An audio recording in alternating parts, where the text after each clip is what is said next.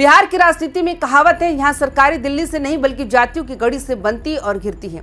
आज हम एक ऐसे राजनीतिक खेल का पर्दाफाश करने जा रहे हैं जिसने बीजेपी जैसी दुनिया की सबसे बड़ी पार्टी को बिहार के एक क्षेत्रीय नेता के सामने झुकने पर मजबूर कर दिया।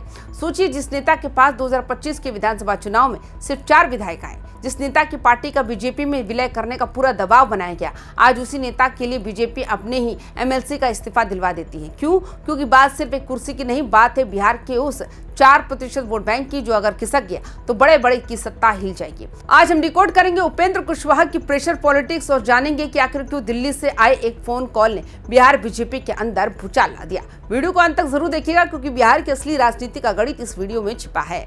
नमस्कार, आप देख रहे हैं वाईबीएन बिहार झारखंड। मैं हूं आपके साथ मुदिता त्रिपाठी। कहानी की शुरुआत होती बिहार विधानसभा चुनाव 2025 के नतीजों से। उपेंद्र कुशवाहा की पास पार्टी राष्ट्रीय लोक मोर्चा ने चुनाव में 4 सीटें जीती।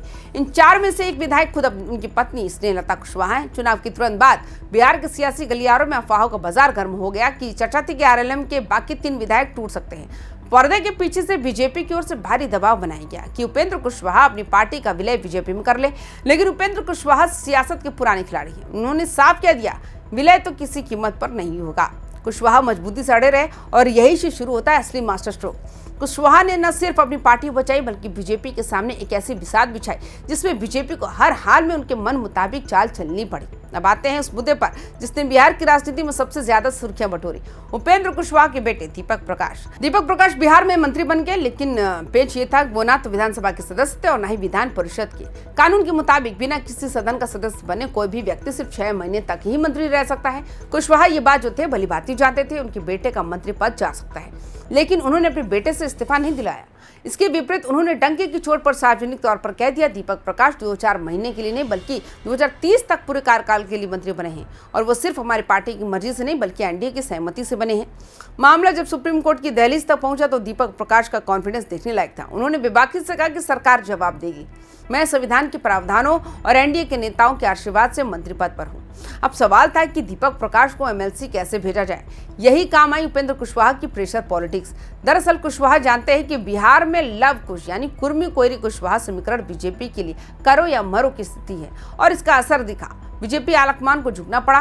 दिल्ली से एक सीधा फोन आता है और बिहार बीजेपी के एमएलसी देवेश सभापति अवधेश नारायण सिंह को अपना इस्तीफा सौंप देते हैं, सिर्फ इसलिए ताकि वो सीट खाली हो सके और उपेंद्र कुशवाहा के बेटे दीपक प्रकाश को विधान परिषद भेजा जा सके, जिससे उनका मंत्री पद बच जाए। इसे कहते हैं बिहार में गठबंधन की असली मजबूरी। अब आप सोच रहे होंगे बीजेपी ने इतना बड़ा बलिदान क्यों दिया, अपने ही नेता का इस्तीफा क्यों दिलवाया? जवाब छिपा है 2023 की बिहार जाति गणना के आंकड़ों में। आंकड़ों के मुताबिक बिहार में कुशवाहा कोयरी समाज की आबादी करीब 4% से ज्यादा है। बिहार की राजनीति में 1 से 2% वोट इधर उधर होने का मतलब दर्जनों सीट पर हार जीत का अंतर बदल जाना। बीजेपी हर हाल में 4% वोट को अपने साथ बांधकर रखना चाहती है। हाँ, ये सच है कि बिहार में बीजेपी के पास सम्राट चौधरी के रूप में एक बड़े कुशवाहा नेता मौजूद है, लेकिन जमीनी हकीकत ये है कि उपेंद्र कुशवाहा की छवि पूरे बिहार में एक स्थापित और कद्दावर कुशवाहा नेता की है। जरा इन आंकड़ों पर गौर कीजिए। बिहार की करीब 50 विधानसभा सीटें ऐसी हैं जहां कुशवाहा वोटर निर्णायक भूमिका में। लोकसभा की 9 सीटें ऐसी हैं जहां कुशवाहा जाति का सीधा प्रभाव है। इन सभी सीटों पर उपेंद्र कुशवाहा की गहरी पैठ मानी जाती है। बीजेपी का शीर्ष नेतृत्व ये अच्छे से जानता है कि अगर उपेंद्र कुशवाहा नाराज होकर छिटक गए तो इन 50 विधानसभा और 9 लोकसभा सीटों पर एनडीए का खेल बिगड़ सकता है। यही वजह है कि बीजेपी ने 5 महीने पहले अपने विधायकों के वोट की ताकत से उपेंद्र कुशवाहा को राज्यसभा भेजा था और अब उनके बेटे का मंत्री पद बचाने के लिए अपने ही एमएलसी की बलि चढ़ा दी।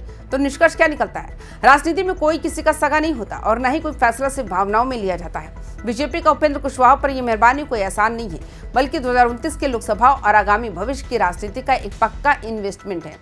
4.2% का ये वोट बैंक सत्ता की चाबी है और इस चाबी के फिलहाल 2 ही बड़े दावेदार हैं, एक सम्राट चौधरी और दूसरे उपेंद्र कुशवाहा, और बीजेपी दोनों को ही खुश रखने की कलाबाजी कर रही है। आपको क्या लगता है, क्या बीजेपी का उपेंद्र कुशवाहा के सामने इस तरह से झुकना पार्टी के पुराने कार्यकर्ताओं और नेताओं के मनोबल को नहीं तोड़ेगा? क्या उपेंद्र कुशवाहा वाकई में 4.2% वोट बैंक को पूरी तरह से एनडीए की झोली में डाल पाएंगे? कमेंट बॉक्स में अपनी राय जरूर लिखकर तमाम खबरों के लिए देखते रहिए वाईबीएन बिहार झारखंड। नमस्कार।